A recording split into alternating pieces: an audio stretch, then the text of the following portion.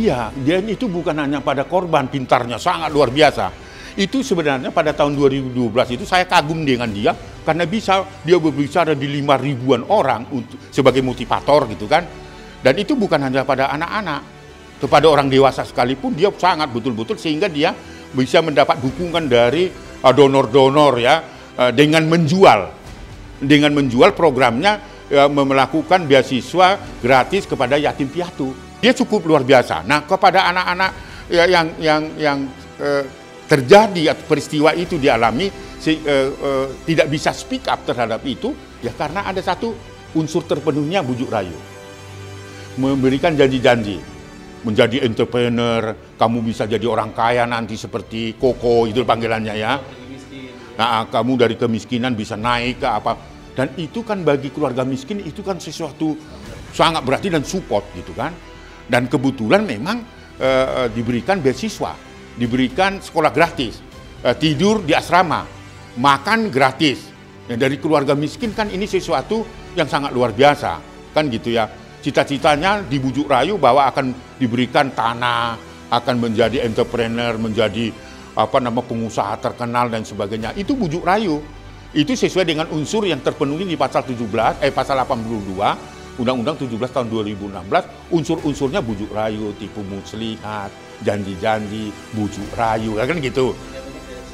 Tidak bisa lepas karena dia betul-betul menganggap bahwa si Julianto itu sebagai bapaknya yang ya pada prakteknya memang dia bisa makan gratis, tinggal di asrama, bisa diberikan kesempatan main teater, main film, ya kan, menjadi tutor di antara mereka. Itu adalah bujuk-bujuk rayunya di situ, sehingga mereka tidak mampu speak up terhadap persoalannya. Kita semua dari orang yang nggak berada, kita datang ke situ, kita pengen sekolah, kita pengen sukses, kita pengen balik ke rumah bawa kebanggaan untuk orang tua. Nah, itu yang saya rasakan. Kalau saya pribadi merasa gagal gitu, sehingga saya nggak pengen itu terjadi ke adik-adik saya. Itu salah satu motivasi yang kuat buat kita terus berdiri sampai sekarang. Dan juga tidak kalah penting, kita bersyukur kita bisa bertemu Pak Aris dan tim yang support kita. Kita tahu perjuangan beliau sampai nunggu prapit itu benar-benar Bapak harus berdiri, nggak ada tempat duduk. Jadi kita bersyukur banget kita ketemu lembaga yang memang menjunjung tinggi hak kita sebagai manusia kayak gitu. Jadi ditambah lagi sekarang kita bersyukur banyak juga orang yang support dari sosial media juga kan, dari YouTube, ketemu Bang Deddy juga seperti itu, sehingga banyak sekali sekarang yang bisa menjadi alasan bahwa kita tetap harus tegar untuk ngelawan kejahatan ini. Yang pertama memang ini nggak mudah banget. Banyak sih alasannya kenapa kita harus bangkit. Salah satunya kita benar-benar tulus hati kita pengen berantas itu supaya adik-adik kita nggak kena. Itu benar-benar kita pengen cut off, nggak boleh lagi adik-adik kita kena. Karena maupun adik kelas saya bahwa JE bisa dihukum semaksimal mungkin begitu, karena sebenarnya apa yang kita sampaikan ini, pelaporan kami itu bukan hanya di pelecehan seksual atau kejahatan seksual, melainkan eksploitasi ekonomi dan kekerasan fisik yang itu nyata terjadi sejak kami masih sekolah dan sampai sebelum pandemi. Nah, seperti itu. Dan juga kami berharap bahwa pendidikan yang ada di Sekolah Selamat Pagi Indonesia dari Diknas Kota Batu sendiri untuk mengontrol, karena di sana itu saya kurang jarang mengetahui ada yang mengontrol di sana kayak gitu. Jadi yang dibilang sama kepala sekolah itu setiap seminggu sekali itu kita nggak lihat itu seperti itu. Jadi kan banyak hal-hal yang ditutupin di sana sebenarnya.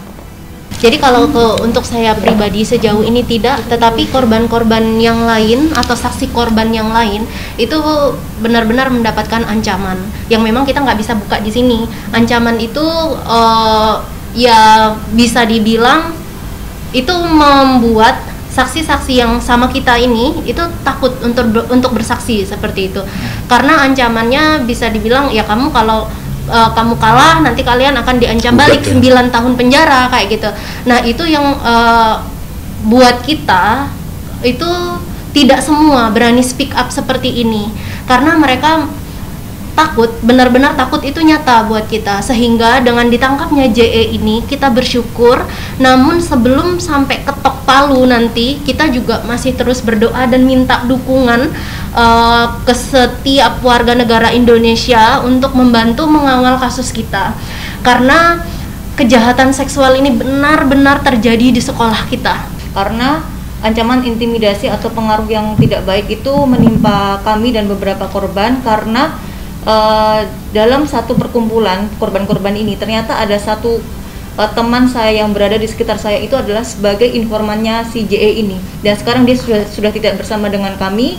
Dan teman saya ini inisial FVB ini posisinya menjadi saksi meringankan JE, jadi dia langsung keluar berpindah untuk membela JE, sehingga informasi yang kita simpan itu sudah diketahui semuanya, bahkan diputarbalikkan beritanya di luar seperti itu. Yang parah sih dia mengada-ngada cerita gitu. Iya, itu yang mengada-ngada cerita bahwa banyak hal yang tidak benar gitu yang disampaikan ke sana gitu. Setelah JE ditahan ini sebenarnya saya lega gitu. Jadi lega, cuman belum sepenuhnya karena saya tidak tahu apa yang akan terjadi di putusan di tanggal 20 Juli nanti gitu.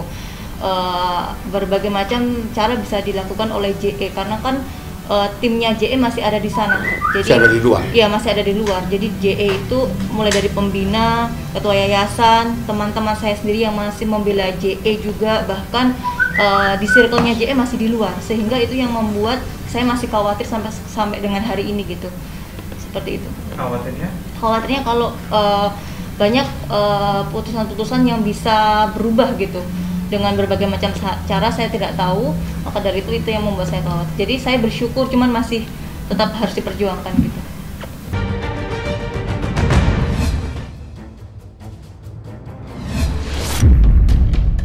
Si cadel ini tuh bajunya cadel tuh. Oh nggak ada. Oh yang Denis cadelnya kemana kau buat? Ganti dong. Oh udah ganti, makanya ada. Saya tanya kamu, ada nggak baju kamu Denis cadel? Ada, udah Nah, diganti. sudah selesai. Jelas ya? Oke. Tapi bukan ganti abang Sam, ada ganti ada. Sudah lah. Berarti kalau abang botak Nanti saya kita boleh buktikan ya. Boleh. Botak boleh. Bilang aja saya botak, nggak ada masalah. Nggak apa-apa ya. Nggak ada masalah, bilang aja botak. Panggilnya Bang Tak. Nggak ada masalah. Abang botak. Nggak ada masalah. Janji ya Bang? Iya. Mulai sekarang aku Iya. panggil Abang Bang Tak. Nggak masalah. Abang botak. Silakan. Oke, benar ya? Iya. Nanti saya mau nyanyi mau Ya silakan. bikin lagu Abang botak. Abang Yang jadi salah ya. itu kalau kau ngomong, Rasman, kau keris kerontang hitam kumar, itu baru salah. Tidak sesuai dengan fisik. Tapi kalau kau saya katakan kau Denis cadel dan kau tulis, terus kau keberatan. Ya, Itu bukan baru. ganti, Nah Abang sudah, botak, kita lihat aja ganti pembuktian di hukum nanti. Ya udah, Nah, Bang oke. Botak. Terakhir ya, Bang Botak. ini ijazah dokter saya. Bang botak. Mengambil ini, anak ini, dia nggak SMA. Kamu teman SMA nggak? Hah? Kagak. Waduh, ya Aku Allah, kagak kasihan tinggi. kali kamu ya. Iya, makanya ambil pakai Nah, ini, nih, Bang. saya lihatkan kamu nih ya. Ini kalau kuliah di luar negeri. Wih, Kalau mau kuliah di luar negeri kayak gini ijazahnya tuh. keren ya Bang Kamu ya? ngerti bahasa Inggris nggak? Ngerti lah. Oh ngerti. Abang bisa? Oh ya, saya nggak ngerti, saya bodoh nih. Oh, oke. Ini ya, nih. Ini ijazah dokter saya. University Sains Malaysia ini Yusri Izzah Mahendra dari sana. Oke. Saya dokter falsafah University Sains Malaysia. Keren Bang. Saya selesai 2015 sudah selesai. Ijazah saya terbit 2016. Jadi 14 sudah clear semua itu. 15 itu tinggal penerbitan surat-surat kelengkapan ijazah saya ini. Wisuda convocation-nya ada. Karena dia yang bilang saya nggak dokter, bukan luar negeri. Nih. Saya S2, S3 di sana deh. Mana saya ingat, saya nggak berapa tahun deh. Saya beasiswa Super Smart. Kalian mau lihat beasiswa Super Smart saya? Mana? Biar kalian tahu bahwa saya ini mulai dari SMP, SMA sudah beasiswa Super Smart dari Presiden Soeharto. Bukan cum laude lagi, anak saya 2 cum laude dari USU. Cakep. Emang Keren. tahu apa? Iya, aku kan nggak tamat SMA. Ya makanya ngertilah, sadar diri kau. Ambil pakai C ini kan. Bahas-bahas orang mau dokter kok. Ini dari Soeharto. Di sini yang tanda ini Presiden Soeharto, Yayasan Super Semar. Nih, tanda tangannya ini bukan kebalik. Kamu nggak bisa baca apa? Kameranya. Nah ini, nih. Bagi orang-orang Orde Baru pasti tahu nih. Mendapatkan ini berkeringat-keringat Pak belajar Pak. Super smart. Super Semar. Oh, super smart. Kamu nggak ngerti. Ya ngerti. sih? Super Semar itu surat perintah 11 Maret. Oke. Inilah Yayasan Super Semar. Inilah yang mengantarkan saya bebas testing ke IAIN Sumatera Utara. Tapi karena orang tua saya tidak berada, tidak kuat kami untuk hidup di Medan, saya pulang kampung. 3 bulan kemudian saya merantau, dibantu oleh abang sepupu saya, sehingga saya setahun, lalu kemudian saya jadi wartawan dan jual koran, selesai. Saya ini orang berprestasi, tapi hidup saya susah. Dan saya alhamdulillah, ke luar negeri juga saya beasiswa. Saya lebih duluan naik pesawat ke Malaysia daripada ke Jakarta. Saya memang orang kampung, tapi bukan kampungan, Pak. Keren bang. Ingat ya, jelas ya. Nah, jadi itulah beberapa hal, saudara-saudara sekalian, saya terpaksa laminating ini, yang tadinya nggak perlu ini. Bayangkan ini tahun 90 ini. Tahun 90 ini. Saya belum lahir tuh bang. Nah, 90. Ya makanya kau nggak ngerti kau apa itu Super Smart. Yang kau tahu Super Smart gitu. Smart itu Nah, ada jadi intinya. kalau smart itu smart gitu. Smart apa smart? Smart bang botak. Ya. Ya cadel. Iya bang. Ya udah ya. Jadi ini ya. Ini clear ya. Kalau saya bisa buktikan saya sekolah hukum, kau Kan saya nanya. bisa kau kasih saya 1 miliar yang kemarin Ya, DP-nya? saya mau belain abang di depan semua orang dong. Kan banyak desas-desus tuh bang. Saya kan podcastnya ini kan ini netral. Sebentar ya. Mana semua Gusti ijazah-ijazahnya? Ijazah S1, ijazah S2, sumpah. Biar lengkap semua ini. Raport, bawa kemari semua. Biar saya bisa belain abang. Gak usah kau bela saya. Kenapa sih, Orang Bang? kau mau saya masukkan ke penjara kok belain. Ya emang abang bisa masukin saya penjara? Oh, kita lihat aja lah. Emang bisa bang? Abang Nah, mau bisa tahu lah. isi? Kenapa Abang nggak tahu bisa? isi? Saya penegak hukum. Kau tahu apa? Abang ya kalau gue cerita dari awal dulu ya, gue datang karena DC itu Dennis itu orangnya ini netral, tidak tebang pilih. Dia kan mengundang gue, dia bilang katanya akan klarifikasi. Jadi Dennis kalau misalkan ada mau klarifikasi, Dennis menanti gitu. Karena Dennis kan mencari kebenaran. Siapa tahu dia mempunyai bukti-bukti konkret, bukti-bukti nyata. Jadi Dennis bisa belain Bang Rasman gitu. Tapi tadi kesana sih, yang saya lihat sih ijazahnya baru di-print semua ya. Iya gitu. Iya kan, baru di-print kan? Baru di-print. Iya, Dennis juga ya kaget juga gitu kan. Lulusnya tahun berapa tadi? 2014, di-printnya tahun 2022, 7 tahun kemudian baru di-print. Buset. Tapi yang gue tanyakan tadi itu kan gue sebelain kan sama pas dia kasih ijazahnya, langsung gue sebelain kan, gue tanya sama menurut pendapat abang gimana yang dia tentang jual beli ijazah di Ibnu Khaldun. Khaldun apa Khaldun? Khaldun, di Ibnu Khaldun gimana? Dia nggak mau jawab, gitu dicuekin. Tapi Dennis kan tetap semangat, ingin membela abang. Jadi Dennis tanya lagi, itu kan gunanya apa? Biar abang nggak dihujat sama orang, biar nggak disangka pelsong. Dia nggak mau jawab, nggak mau klarifikasi. Gitu. Baru di print sih ya, yang gue tahu sih, yang gue lihat sih, yang jelas banget kertasnya masih wangi baru gitu kan.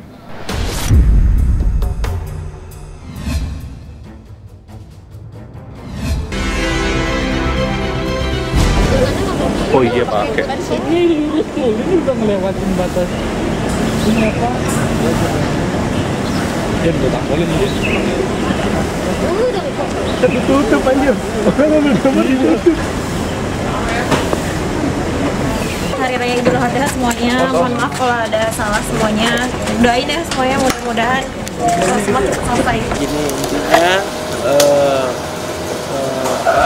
saya di sini memberikan ideologi karena ini mengancam bebas ini karena memang ya mau siapa lagi kan sudah bukan dari keluarga, karena saya juga kan ayah dari anaknya, Medina juga ada ibu dari anak saya. Tentu saya harus membantu apa yang saya bisa bantu. Nah, seperti itu sih. Yang kedua, kalau untuk Medi tadi saya sempat kontrol, saya sempat mendampingi dan lain-lain. Intinya Medinya kangen dengan anak. Ya, saya coba untuk menangkan, saya coba untuk menyemangati, memberikan support spiritual untuk sabar, berdoa dan lain sebagainya. Dan kalau dari saya sendiri untuk treatment ke depan ya kita harus merangkul berbagai pihak untuk kebaikan bersama. saya rindu dengan ya kita bikin attitude pesan untuk ini untuk peluk cium lah untuk kalau untuk psikis sendiri dia mungkin agak gimana? Pasti kalau untuk kesehatan psikis pasti yang pasti ada lah. Cuman kan kita juga butuh doa dari teman-teman supaya Medi bisa kuat dan semuanya bisa selesai dengan baik. Sebenarnya kalau dari keluarga ini tahu, namun tetap ya namanya keluarga pasti mendoakan dan memberikan kan nggak bisa berkomunikasi dengan Medi ya, titip salam, memberikan support melalui saya. Untuk itu saya belum tahu ya teknis-teknisnya, cuman kalau saya akan berusaha lah untuk merangkul agar semuanya bisa selesai dengan baik. Oke, Bang, untuk yang terbaik karena saya berkeyakinan dan berpositif thinking. Medi memang anak dasar dari Medi adalah anak penuh berprestasi, orang yang baik gitu ya. Namun dalam perjalanan terjadi dinamika ya, terjadi sesuatu yang memang tidak terduga karena berbagai alasan. Maka dari itu saya berpositif untuk tetap percaya dengan Medi agar bisa kedepannya bisa menjadi ini semua menjadi pelajaran dan pengalaman hidup buat dia.